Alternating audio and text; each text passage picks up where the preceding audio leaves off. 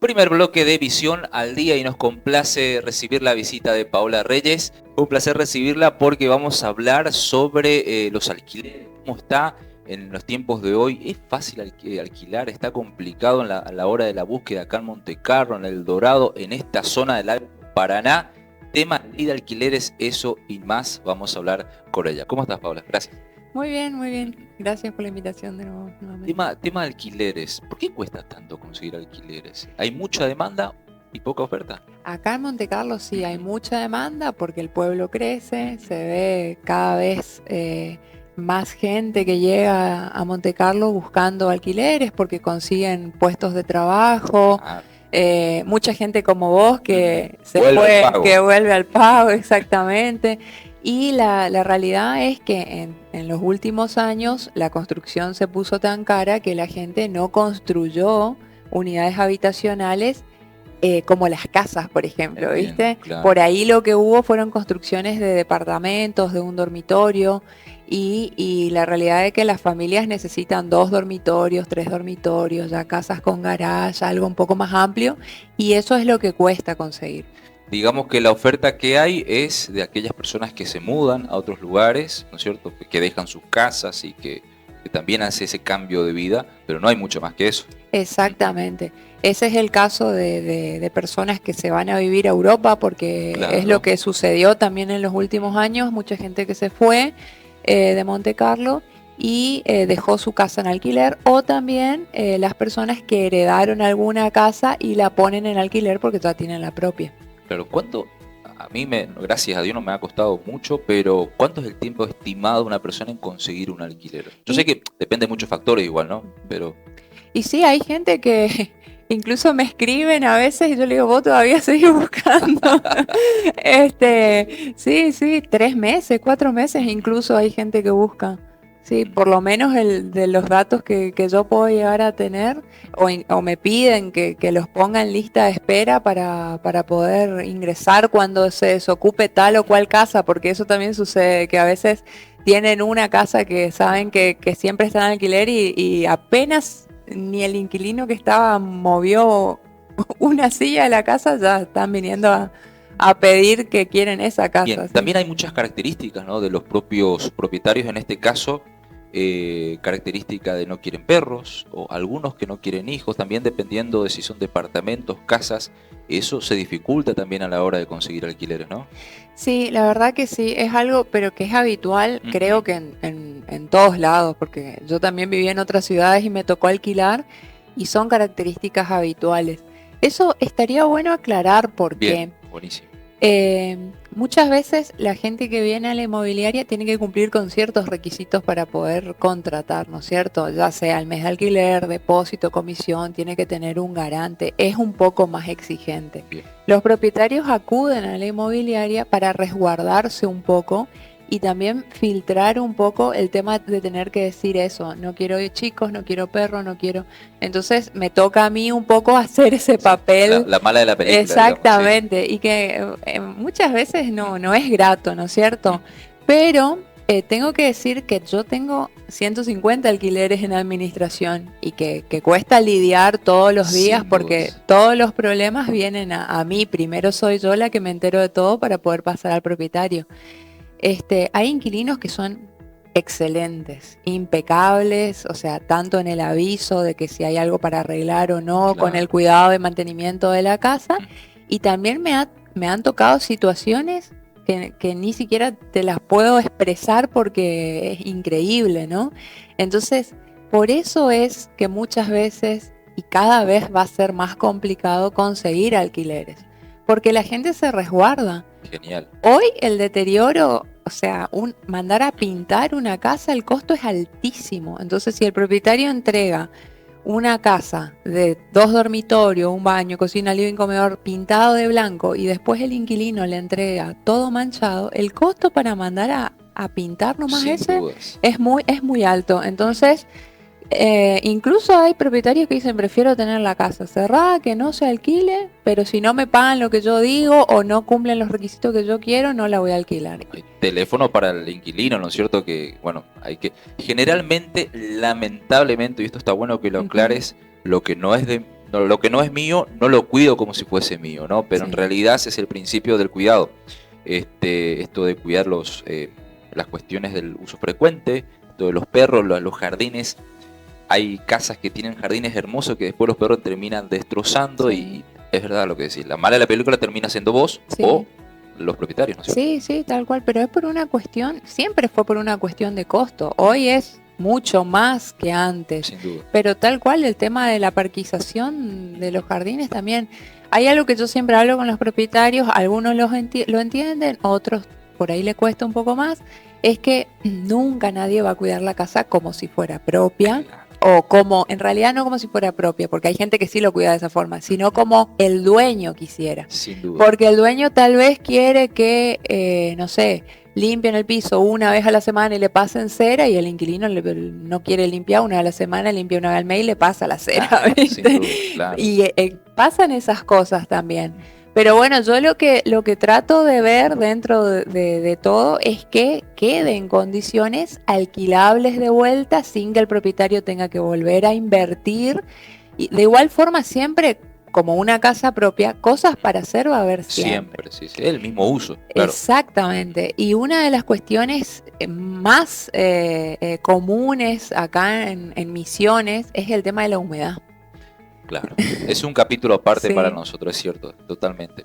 En ese sentido también consultarte, Paola, tema ley de alquileres.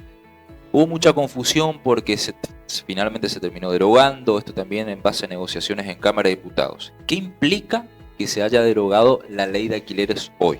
Bueno, a partir de enero ya no tenemos más ley de alquileres. En noviembre ya hubo una modificación que permitía a los propietarios hacer un ajuste semestral y a partir de enero directamente ya dejó de regir.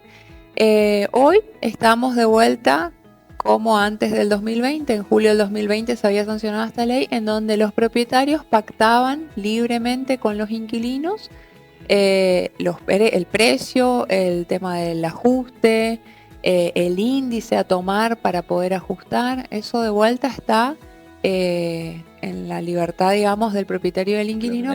La negociación. La negociación libremente, exactamente. Como era antes, o sea, Bien. yo arranqué en el 2014 a trabajar y fue hasta el 2020, justo en julio, cuando estábamos en plena pandemia, se había sancionado esa ley.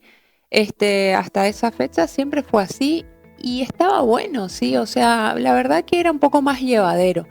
Y también ahí negociaba yo con los propietarios para poder darle un poco de seguridad a los inquilinos, de que el aumento sea semestral y que el aumento sea por inflación. Bueno, justamente eso quería hablarte. Vos estás en el medio del propietario, pero también del inquilino, ¿no? Intermediando este beneficio que sea para ambos. Según tu experiencia, que hablabas antes de la pandemia y ahora, ¿qué es mejor, con o sin ley de alquileres?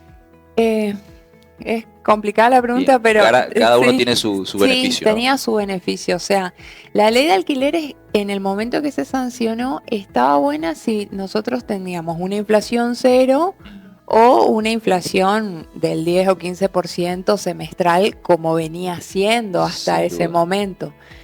Pero el primer año se mantuvo, ¿sí? Hasta el 2021. Me acuerdo que los contratos que se firmaron en julio, a julio del 2021, bueno, dentro de todo estaban actualizados. Pero de los contratos del 2021 al 2022 tuvieron una desactualización terrible y después cuando llegó el ajuste fue muchísimo. Y ni hablar de ahora, por ejemplo, todavía estamos con contratos con ese régimen. Ahora hicimos ajustes en julio para contratos que se firmaron en julio del año pasado todavía, Sí, donde sí, estaba sí. la ley, y el aumento fue del 248%. Tremendo fue. Sí. Entonces por ahí también ahora vamos a tener que, ya empezamos desde enero a charlar con los inquilinos de hacer ajustes semestrales por acuerdo de partes para que el precio no quede desactualizado y que cuando llegue el ajuste que correspondía anualmente no sea tan fuerte. Tanto, claro, Porque te digo, que no lo sientas tanto. Claro, teníamos casas, por ejemplo, hasta este mes de 60.000 pesos o de 48.000 pesos, cuando hoy una casa vale 140, 150, 200. Tal cual, es cierto. Entonces, más cuando hablamos de casa, 2 habitaciones, que por ahí es lo que hay. claro, ¿no? sí. Y también pasó con los departamentos que el índice dio muy alto y no tenía relación con el precio de un departamento. Entonces ahí lo que hicimos fue hablar con los propietarios y decirles, no tiene relación, si el inquilino se va hoy, yo no voy a poder alquilar este departamento a 150.000 pesos, bajémosle el precio, hablemos con el inquilino, le explicamos y le decimos que si accede a un aumento semestral, vamos yendo a poquito. Claro, bueno, ahí está también esa parte de tu trabajo en mediar para las dos partes, ¿no? Está bueno eso. Tema alquileres, pasamos tema ventas, porque en los momentos de complejos económicos, de crisis, ya sea el gobierno que esté, la compra-venta de terrenos termina siendo o una oportunidad o la posibilidad de hacerse un ingreso por una necesidad que tiene la persona y si cuenta con un terreno. ¿Cómo está ese negocio hoy? Bueno, el tema de la venta de lotes, todo el año pasado fue bueno, especialmente los loteos con financiación. Bien. ¿Sí? Que también no ha de ser fácil. Sí, ¿no? Se puso complicado, porque nosotros tenemos, por lo menos en mi inmobiliaria trabaja con el sistema de las bolsas de cemento, ¿sí? Que lo inició un inversionista grande que vino y empezó a comprar propiedades, implementó ese sistema y funcionó muy bien. Vendimos ponele que del 2021 al 23 habremos vendido por lo menos 50 lotes con ese sistema y pegó muy bien, digamos, en Monte Carlo y fue muy requerido. El problema es que el cemento aumentó demasiado. Sí, sí. De agosto a ahora y sigue aumentando todavía, entonces las cuotas se complicaron un montón. Así que bueno, ahora se estancó un poco todo eso. El tema de la venta de casas siempre costó más porque Monte Carlo todavía tiene el sistema de comprar el lote, ir construyendo a poquito, ¿sí? A veces nos tardamos 10 años, 15 años, no terminamos nunca de construir. Entonces cuesta por ahí vender una casa.